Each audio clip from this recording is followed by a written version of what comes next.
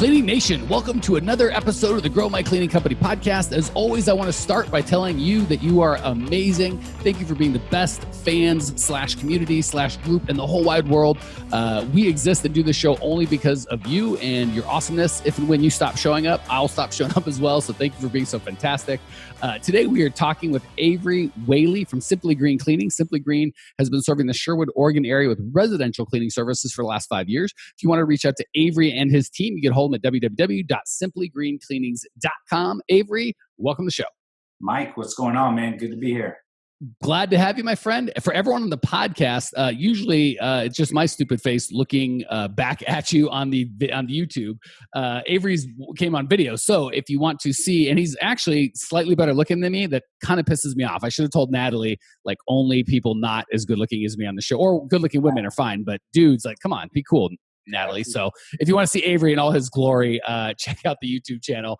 You will find he and I both staring back at you dumbly as opposed to just me. So that'll be good. All right. So what's shaking in your world, man? You've been doing this for 5 years. What's your background? How did you get in the cleaning business? Yeah. So I was in the Air Force about 5 years ago, and my wife started up a cleaning business. And after I got out, we moved to the Portland, Oregon area, and it just got too big for her to manage on her own. So we went into business together, and just ended up taking it over, and she's a full-time stay-at-home mom now with our 2 girls, and which is something we've been working towards for a long time. And so, that's how I ended up here. So wait, she had a cleaning business. She couldn't handle on her own. You went in to help and then just flat kicked her out. And now you have a cleaning business and she's staying home with the kids.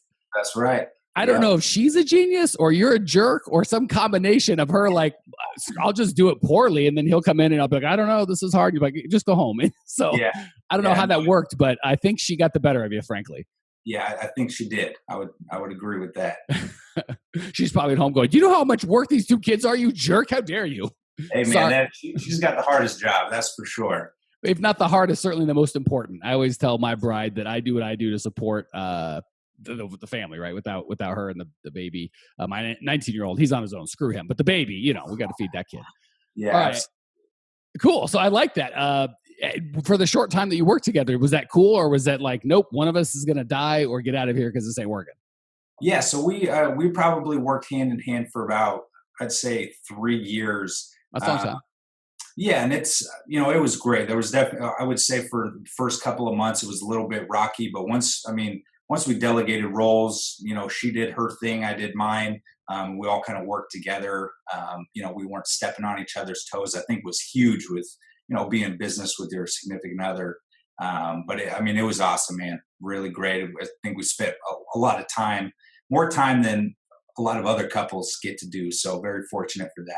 That's a cool way to look at it, man. All right. Well, I am officially on board. I am a Simply Green fan. How can I help? How can I help today, my friend? Yeah, man, I appreciate it. So, we've been in the residential cleaning industry for about 5 years now, and just recently came across your podcast about a week ago, and the thought of commercial never, to actually transition never really came to mind. But, we've got a few people who've reached out to do commercial stuff. Stuff that's probably a little bit bigger than we could handle with our residential cleaning experience. But, 5 years in, I wanted to find out what your thoughts are on, transitioning over to commercial and what that looks like. Because I would ideally like to sell my company. And from the research I've done, it just doesn't seem like residential is as easy to sell per se as commercial, because you got the contracts and stuff like that. You can correct me if I'm wrong on that, but just, looking for something that would be, that I could build and sell, and if it even makes sense at this point in the game for us. That's a really good question. And most of the time, I've got strong opinions and like a big mouth, and this is the right answer, and just shut up and do it. Right now, you kind of wander into a gray area. So I'm going to give you my thoughts and my feedback, but this isn't one of those, like, certain things are just right. Like, don't lie, cheat, and steal in business. You'll do better. That's just right all the time.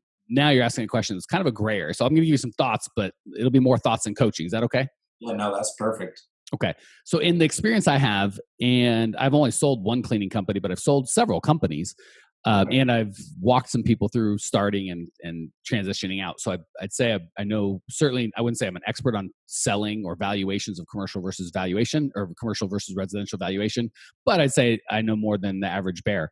That said, I don't know that I would value a commercial cleaning company higher because the contracts that they have are still month to month. So I shouldn't say they have.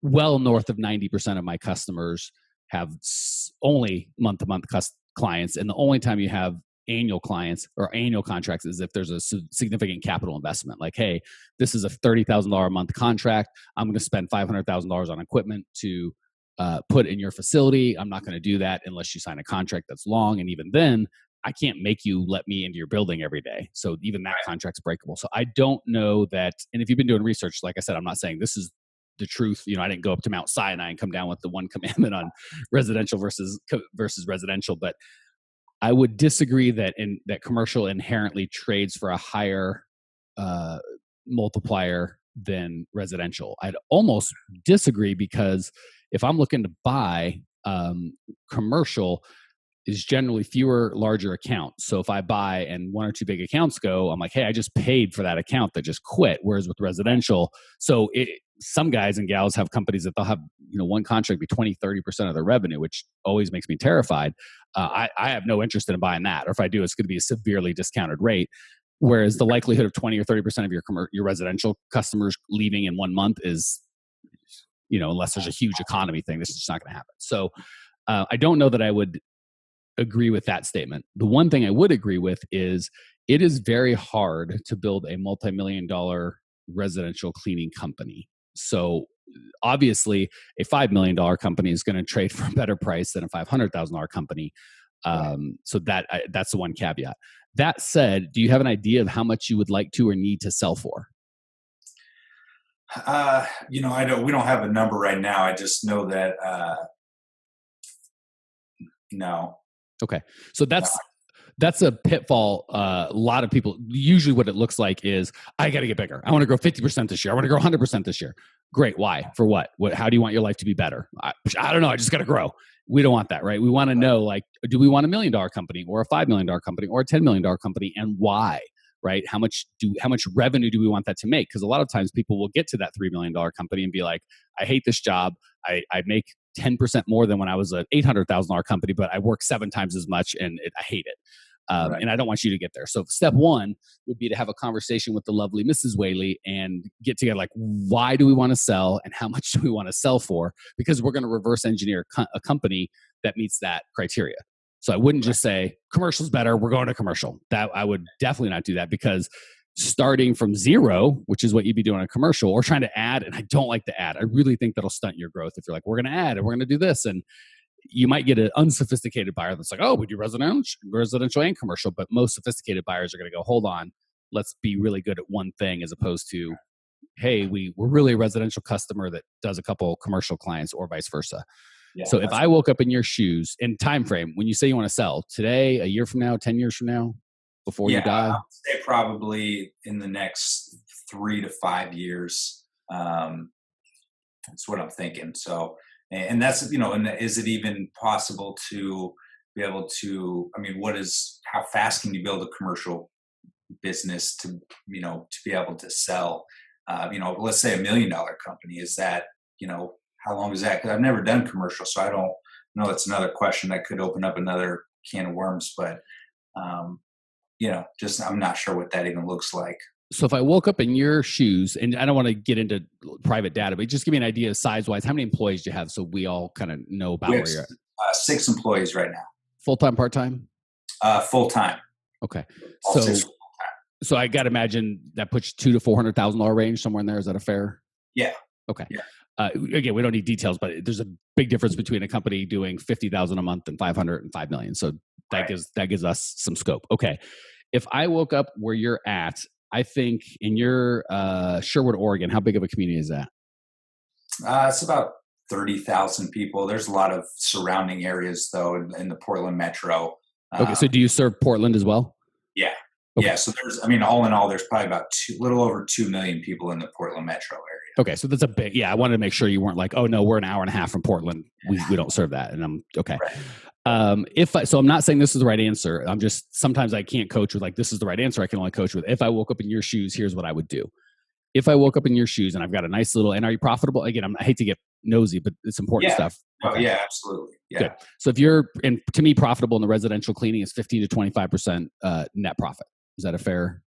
We're definitely profitable. Okay. Better than that's fine. Worse than that, we got to talk. That's a different conversation. All right. So if you're doing 20% or better, which is great, and you're not cleaning, correct? Your folks are cleaning? Occasionally, yeah. It's I'll jump in on big jobs and stuff, but for the majority of the part, I'm just moving the pieces around, putting out fires. Okay, if I woke up in your shoes, I would probably, because I found for whatever reason that the 250 is that's where the transition is. It's kind of hard for people to get past that. And it's hard for anyone to get past, even in an area like Portland. Like if you're in a smaller neighborhood, I might go, gosh, it might be harder for you to grow. But in Portland, gosh, if you built a 6, 7, 800,000, I think that would be, not that it's impossible to grow larger, but that's the low hanging fruit. So if I woke up in your shoes and I wanted to sell and I want to do commercial, I would not simultaneously try and start a commercial company and run mine, which is the fun thing to do, right? Like, oh, this sounds like, and I'm putting words in your mouth, so feel free to correct me if I misspeak for you. Sounds like, hey, I'm running this, we're making money, it's growing, 10, 15, not exciting growth, but some growth. We're making money. I'm a little bit bored. Might be fun to add in some commercial. Any truth to that, or did I totally just make it up? Yeah. No, I would say that's about right. Okay. And I've tried, the reason I can identify it, I've been there. I have a car dealership. It'd be super fun if we did this or that or whatever. And financially, I found that that's not the way to go. So and again, you're a business owner. If you're like, this is what I want to do and this will make me happy, God bless you, right? Like you're in charge. So I can only be like, hey, here's what I found works from a financial standpoint. But if you just got to scratch that itch somehow, you got to do what you got to do. But if I woke up in your shoes, knowing what I know, having bought and sold probably more than my share of businesses, I would spend the next 12 to 18 months preparing this company for sale. And when we do that, I'm talking make it super profitable, get the books in line, every dollar. So someone, goes in there, ClickBooks, and wants to like drill down on everything, like every single dollar.